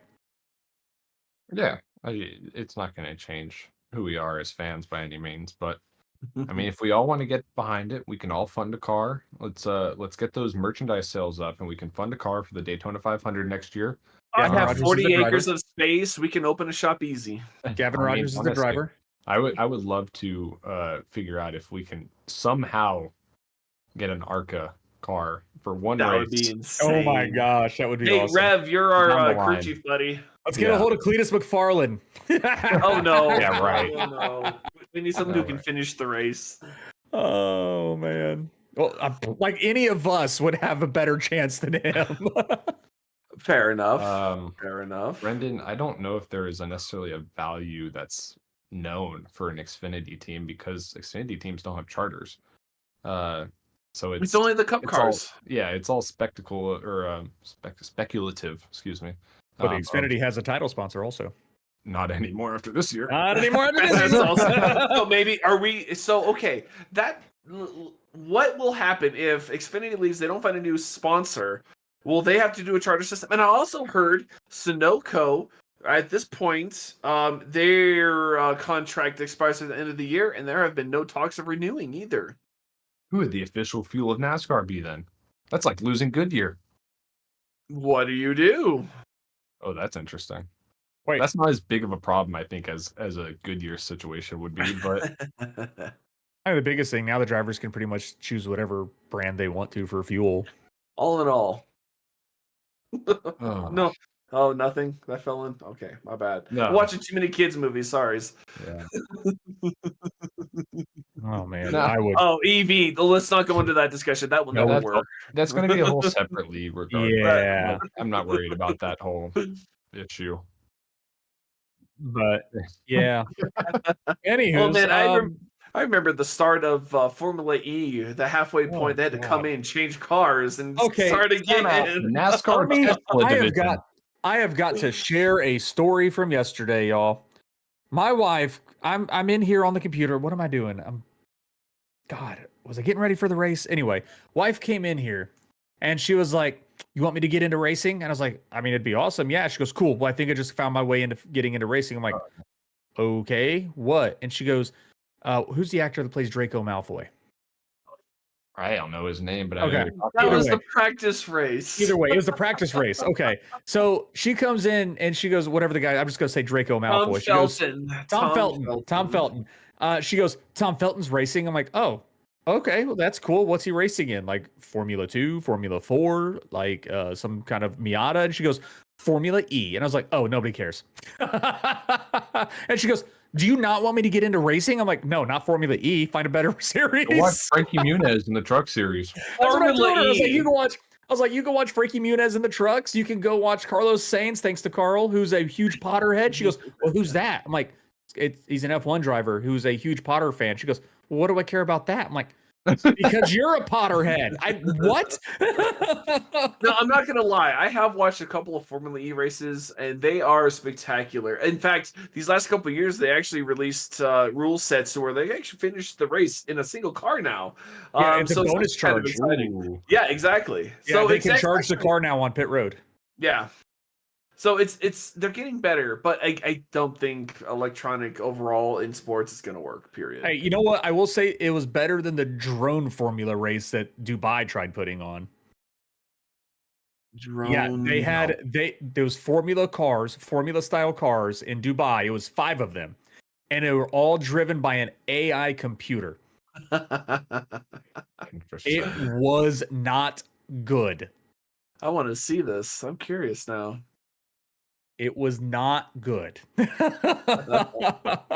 we talk about the rumor mill that's been going around of the return of Dodge, specifically in the truck series? I think that is just a very wild rumor. It would All be right. awesome to see because, I mean, Dodge got rid of their muscle car combustion engines. Well, they've confirmed truck series from what I've Okay. seen. Yeah, Hold on. you still have to do Ram, 3 manufacturers, like all 3 series. Do you not? Ram No. and Dodge are different manufacturers. Ram has Ah. confirmed that they want to get into the truck series. Dodge themselves is now owned by Fiat, and so far is unconfirmed they have any Stellantis. interest of getting into NASCAR. Oh, So well, that's- Ram, yes, for the trucks, but Dodge overall, no.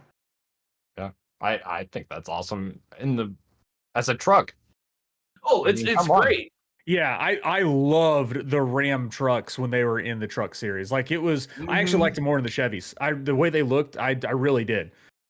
It's going to be exciting if Ram joins NASCAR, but it's going to be weird also seeing 4 manufacturers in the truck and still 3 in the other 2. Yeah, So but Maybe that'll get more focus. according on to those everything, other- it seems like a lot's picking up. I forgot who in NASCAR said it recently at Daytona, but they said there are actually talks with multiple manufacturers at this point.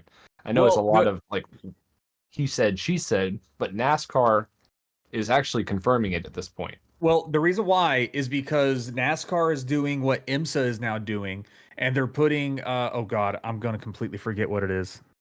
Torque Carl, help sensor. me out. Yeah, thank you. Torque sensors in the car. They're toying around with it. They've already got like plans for it and everything. So I don't know if they're actively using it this year or it's going to be implemented in a few races next year. But implementing torque sensors into the cars is going to open up the door for other manufacturers that don't want a pushrod V8 motor. So that is how IMSA and sports cars, that's how they keep it even throughout the field, basically, like still allow other cars to have benefits in certain areas. Cause like, I mean, look at it. You have the Mustang GT3 front engine V8 rear wheel drive car. It's going to be fast in the straightaway, but it's going to suck in your technical turns. And then you have, that of the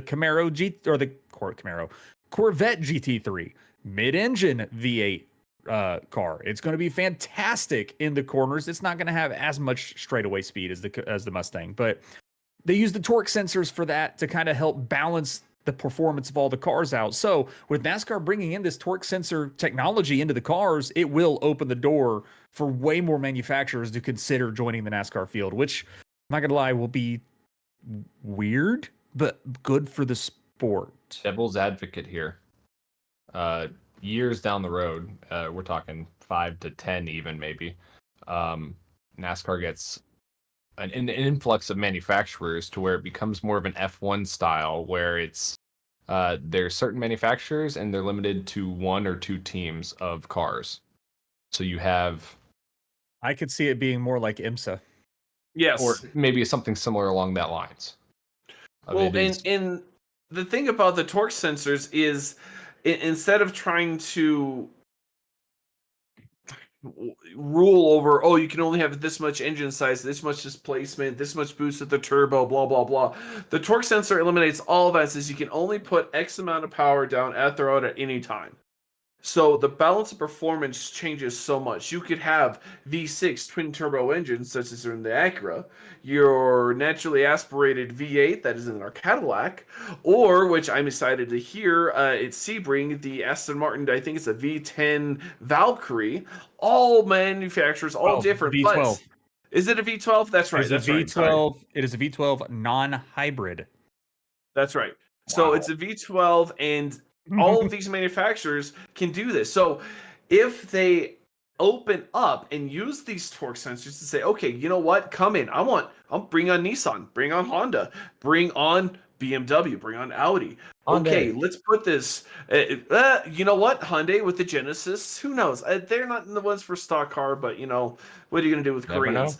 But it's going to be interesting to, if that is the way that goes. It does open up the power plant and platform of who can show up to the race, who can bring in, and what technology they use.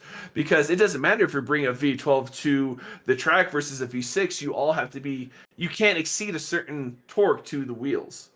So honestly, the way the hybrid system's going towards F1, towards IMSA, the World Endurance Championship, I see more hybrid. I can see a hybrid system in NASCAR way before like a pure EV. Oh, for sure. So that's going to be fun. By the way, Rev, the Valkyrie V12 will be racing at Dubai next weekend. Yes, at the Qatar. Is it Qatar. 6 Qatar. hour? I think it is 6 or 8, but either 6 way, or yeah. 8. I think it's 8 actually. Now that I think about it, but yes, So- that is going to be fun. And then in March it'll be at Sebring. Ooh, that's right. So a quick question, and Rev will have this. I see Brendan saying he doesn't like the non-pushrod V8s. Do we still have pushrods in these engines, or are they overhead cam? I'm not sure. I know they have the ECM and everything, but have they transitioned to overhead cam, or are they still pushrods? I do not know. I am not the one to ask. Yeah, I don't know either. I typically use the pushrod idea because I know someone said that's why Honda won't join, because they don't want to build a pushrod V8. Well, They don't want a V8 regardless. Yeah, that's between emissions and R&D and everything. That's crazy. Right. But I do see stuff going over overhead cam, double overhead cam. Everyone's going to double overhead cam, 24 valves, whatever with the V6. It's more efficient that way. You can control more that way. I feel like, again, NASCAR, yes, they brought the ECM over and everything else, but they are still behind the ball in engine technology. It's crazy how much horsepower you can control, limit, and expand by just messing with the camshaft's duration, timing, and lift. It is insane. If I had a whole episode of the podcast where I could pull out math in a whiteboard, it would be awesome and I could do it. But I don't. So anyway.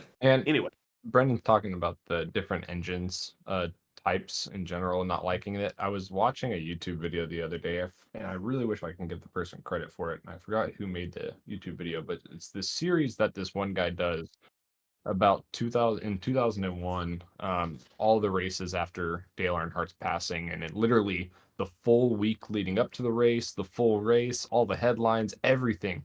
And there was one thing that stood out to me. During one of the practices for Martinsville they were at the time, the broadcasters were talking about all of the team's engines being dynoed and the different horsepower outputs that Dodge was getting from Chevy to Ford, and how, like, you could see that's how the season played out based off how well that manufacturer built their engine that year. And it was a really cool dynamic that NASCAR had then, and you could in turn be more brand loyal to a certain manufacturer because they are really spending money in developing new ways to make that power where they can't really now. Well, and that's what goes into this modern of engine tuning. You know, it used to be, Rev would understand this. There's no replacement for displacement. So, you know, these 60s, 70s, you got to get the big blocks in there, the 442s, the 454s, the 440 triple barrel, you know, the super bird, stuff like that. The faster you can go, the better. These days, it's more about efficiency. You port and polish your intakes, your exhaust. You could do the ports on your head, adjust the cam timing better to get better burn. Fuel as well. There's so many different things that go into this. And honestly, with only certain manufacturers saying, "Oh, you can only have this type of engine," it's kind of stifled the advancements in terms of power. Because of course, NASCAR is, especially like the plate tracks, you know, Daytona, Talladega, Atlanta, they don't want you going so fast. So really, there's no bonus for looking for performance in NASCAR anyway. There's no point in trying to find more speed, to try and find more power, because you're going to get limited anyway. Not to be confused with Limitless. Huh. Sorry. Oh, man. But either way, I'm excited for this weekend. We got Atlanta coming up. Do we have picks for this weekend? Yes. Let's get into that, and let's wrap it up so we can I agree. it's overtime. See, I got it up here. I'm trying to think who went first last week. Did I have Carl go first? We all got it wrong, so I guess it doesn't really matter. All wrong. But Richard, let's go ahead and start with you. Atlanta Motor Speedway. The winner will be Ross Chastain.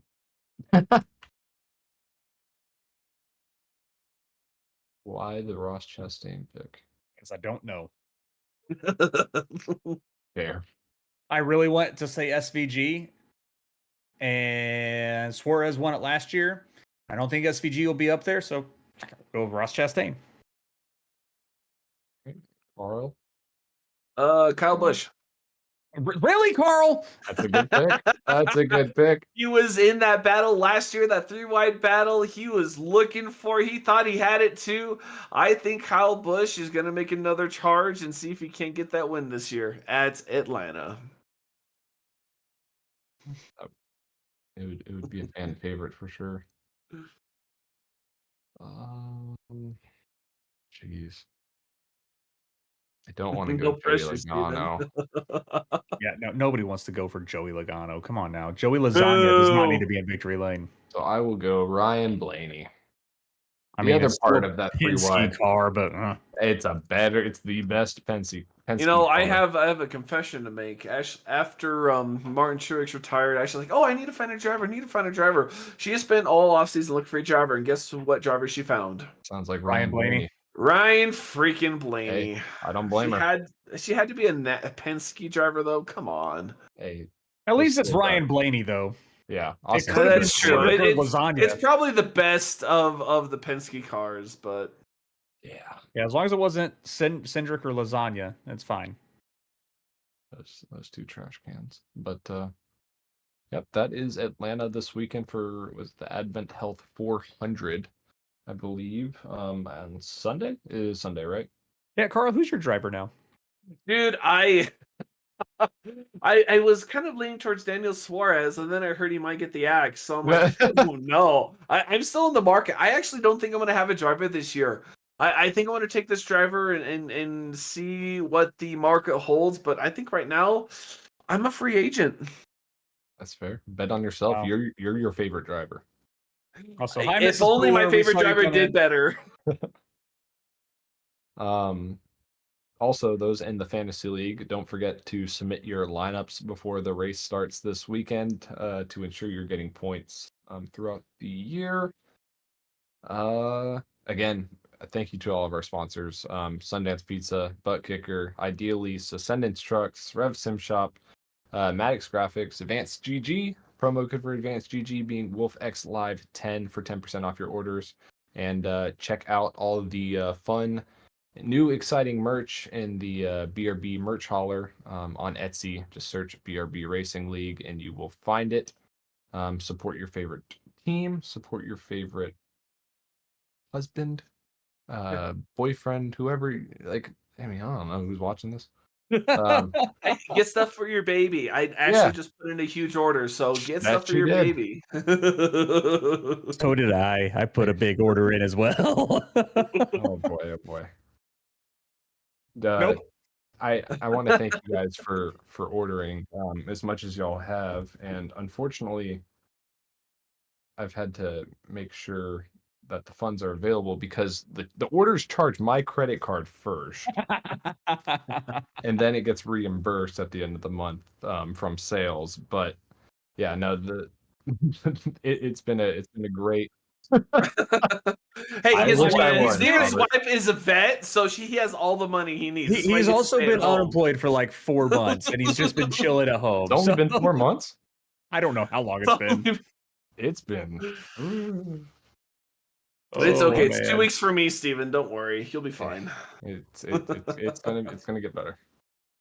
But Oh, yeah. no, thank you guys all. Make sure to tune in to Pit Stop TV next Tuesday at 9 p.m. Eastern to catch the Duck Coat 250 at Michigan. Such a And, weird. Yeah, I was gonna say duct tape, and I knew that wasn't right. The Duck Coat 250 at Michigan on Pit Stop TV at 9 p.m. as our last regular season race, and see who that final 12 is. Richard, good luck. Carl, you're gonna need a little bit more than luck.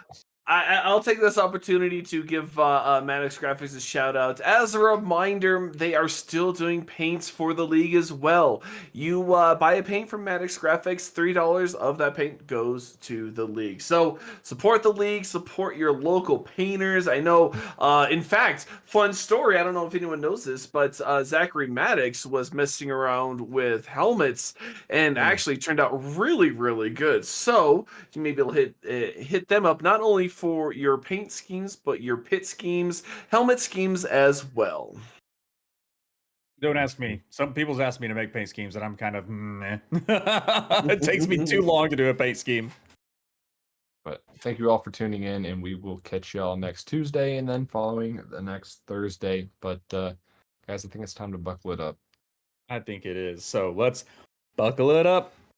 Buckle it up. Buckle it up. Or we'll we'll die. We Catch y'all later. completely messed that up. Oh boy.